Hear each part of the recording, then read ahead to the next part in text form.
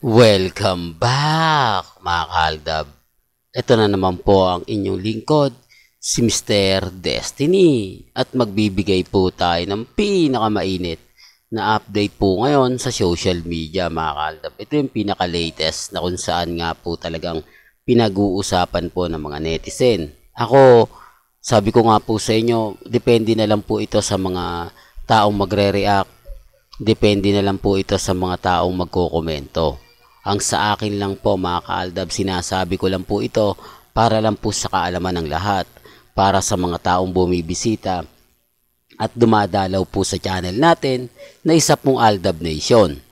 Sabi ko nga po sa inyo, yung mga kumakalat ngayon, paninira lang po yan. Bakit hindi po si Mengay mismo ang magdirektang magbigay ng mga gusto po nilang malaman? Bakit po kami tinitira at bakit naman po kami binabanatan? Tapos na nga po, di po ba? Panalo na nga po sila. Nasa kanila na po momentum, pero bakit guilty pa rin po sila sa mga ina-update ko? Hindi po ba nila matanggap na matatag ang Aldab Nation? Hindi po ba nila matanggap na tayo hindi basta-basta natitinag at hindi basta-basta nadadaig? Sa mga pananaw po ng mga komento masasakit at maanghang, patungkol po sa mga komento sa akin, common sense na lang po sa mga galit na galit sa mga ina-update ko. Ito dun sa mga taong laging guilty. Bakit nga po ba ayaw ni Mengay magbigay sa inyo ng update? Bakit ayaw magbigay ng mga kaganapan ni Mengay sa mga Armin at main fanatics? Pansin niyo po ba, simula po na nagkaroon ng sakalan nung 28, iba na po takbo, iba na po yung ganap, iba na po yung mga nangyayari at iba na po yung mga nakikita. Never pong nagpo-post si Mengay sa naging kasalan. Saan ka naman kasi makakita ng ganyan? Dahil sino nga po ba makikinabang? Alam ni Mengay na nasaktan niya ang Aldab Nation. Alam ni Mengay na maraming mga mamis, mga titas, mga senyor ang malungkot sa mga nangyari at naganap sa ginawa niya. Kaya nga po hindi siya nagbibigay ng update sa Armin. Kaya nga po itong Armin pumupunta po sa Aldab Nation, nag-iingay, nagngangawa. Sabi ko nga, panalo na sila. Wala na pong dapat pang, kumbaga, ipaglaban sila. Kasi nakuha nila yung yung gusto nilang kunin Nasa kanila na po yung pagkakataon. Pero bakit sila guilty? Bakit sila affected sa mga sinasabi ko at pinapaliwanag ko? Di po ba? Doon pa lang mapapaisip na po kayo mga kaaldab Pero bago natin ituloy, etong mainit na update po natin, kung bago ka lang sa channel na palagay nyo at kung sino nagsasabi ng totoo at nagsasabi ng fake news. Ako, masaya po ako sa mga nakakalap nating impormasyon, nakakalap nating update. Yun lang naman po yung importante. Kung ano yung nababalitaan ninyo, napapakinggan po ninyo, pabor man sa atin o hindi, okay lang yan. Basta ang pinakamaganda rito, never pong binibigyan ng magagandang update ni Mengay ang Armin at main fanatics. Tama na po yung mga EAT ang post ni Mengay kasi wala naman dong update Wala namang ganap dun Pagpo-promote lang yon ni Mengay sa EAT. Pagpo-promote at pagpapakita niya na siya ay updated sa EAT, na naandun siya lagi, present siya lagi. Yun yung nakikita kong rason kung bakit po yung post niya. Yun yung nakikita kong dahilan kung bakit mas marami siyang update doon. Mas marami siyang ganap, mas marami ang post niya. Lalo na kila Paulo, Alan, di po ba? Jose, Wally, yun lang po yung mga nakikita ko. Kaya nga po galit na galit tong mga Armin at main fanatics. Hindi nila matanggap na madamot si Mengay pagdating sa kanila.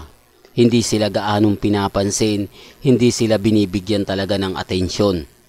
Doon pa lang mapapaisip na po kayo. Noong linggo, di po ba?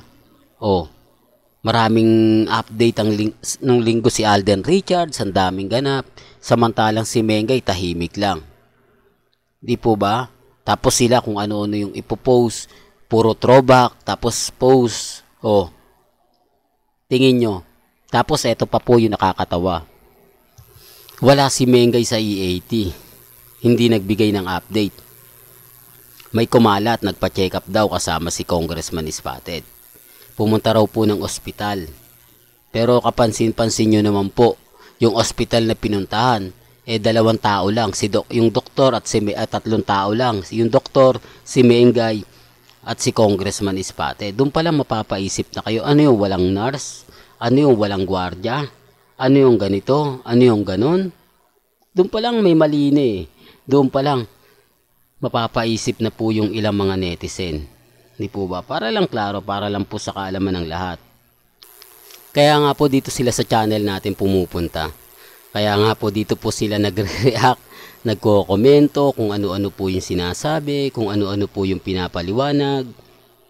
Tapos makapag-update lang, makapag-react lang, makapag-comment lang. Basag po kasi sila sa atin. Totoo naman po yung mga sinasabi ko. Totoo naman po yung mga pinapaliwanag ko. Hindi lang kasi nila magigets o naiintindihan.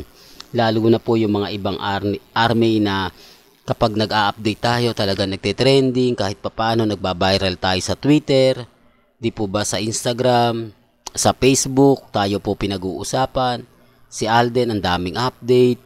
Si Mengay walang update sa mga followers niya, sa mga Armin, di po ba? Wala naman po talagang silbi. Kaya pag sinasabi ko pong walang kagana-gana si Mengay sa mga fans niya sa social media, ang dami nagre-react, sinisiraan ko lang daw po si Mengay, kung ano-ano lang daw po yung sinasabi ko para makagawa ng content. Sa totoo lang mga kaldab, paano natin sisiraan si Mengay? Iniidolo nga po natin yan. Armin lang po at main fanatics po ang apektado. Kasi sila nga po talaga yung naandyan. Sila po talaga yung nagpupush at gusto makakita ng update ni Congressman Spotted. Tignan nyo si Rambo, ang daming update. Tignan nyo si Maha, punong-puno yung Instagram po nila. Hindi ko pinopromote yung mag-asawa. Sinasabi ko lang po yung katotohanan. Sinasabi ko lang po ito para sa mga dumadaan at bumibisita sa channel natin. Ako, masaya po ako. Lalo na nga po kapag dumarating yung point mga kaaldab na tayo yung wagi, tayo yung panalo, tayo yung pinag-uusapan. Real talk to mga kaaldab, depende na lang to sa mga maniniwala o hindi. Basta sa akin, kung ano lang yung latest, yun lang naman po yung i-update natin. Well, hanggang dito na lang po yung updates natin ha. Kaya kung gusto nyo pa po ng pinaka-latest at mga sariwang update, abay tutok lang po kayo dito po sa channel ni Mr. Destiny para updated po kayo sa mga bagong video po na ilalabas po natin maya-maya lang. Hanggang sa muli, salamat po sa panonood at pakikinig.